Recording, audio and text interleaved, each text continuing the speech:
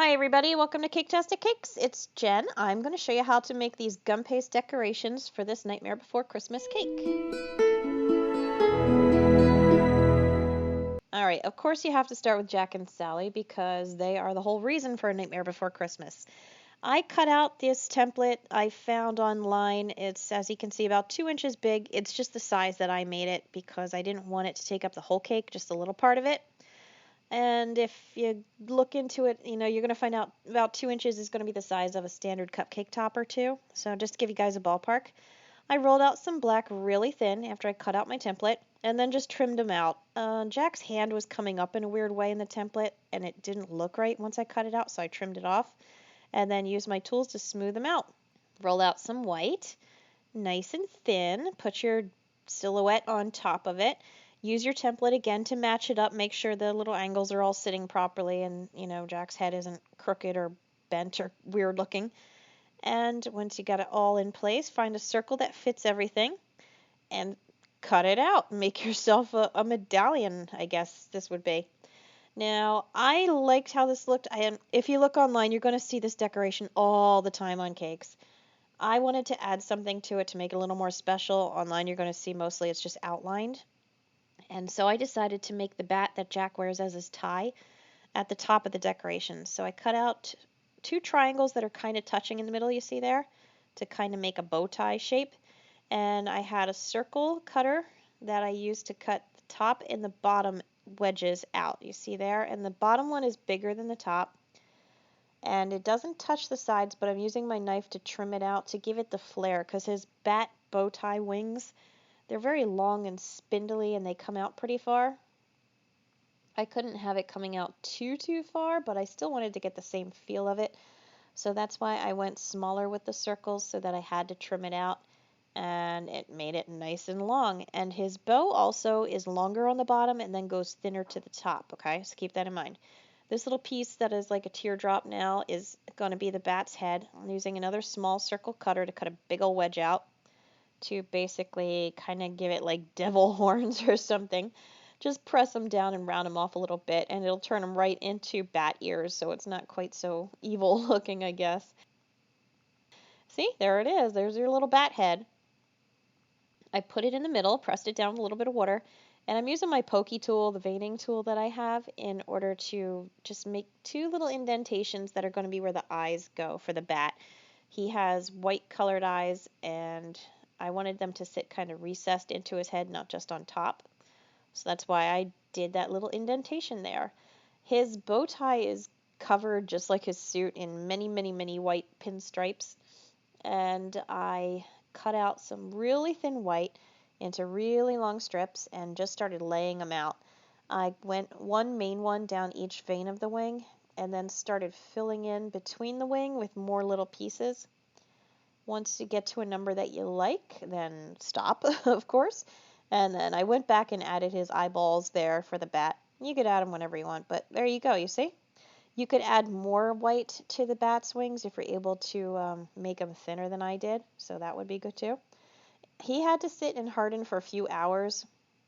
Then I stuck him onto the top of the decoration and put it aside. All right, this is pretty thick black that I rolled out. These are going to be the trees that you saw, the dead trees. In The Nightmare Before Christmas, there are, of course, dead trees everywhere, and they aren't just trees without leaves, they're actually dead. So it's like if you have the trunk going up, it just breaks off halfway up, so you don't have any crown to the tree, you just have whatever low branches there are.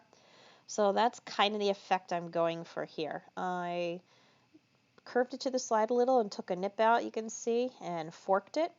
Out of the main part, I took 2 wedges out, one on each side, and just start forking it. Just keep going and going, and you cut it and you separate it, and then you cut it some more and you separate it some more, and some of it might rip off and some of it might stretch too thin, so pull it off. It doesn't have to be perfect.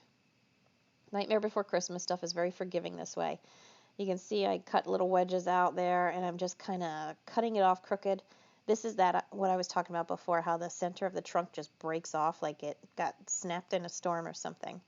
I'm using the blade to lightly make marks down it to make it look like bark, scraggly old bark. Go out on the branches a little bit, chop it up, rough it up.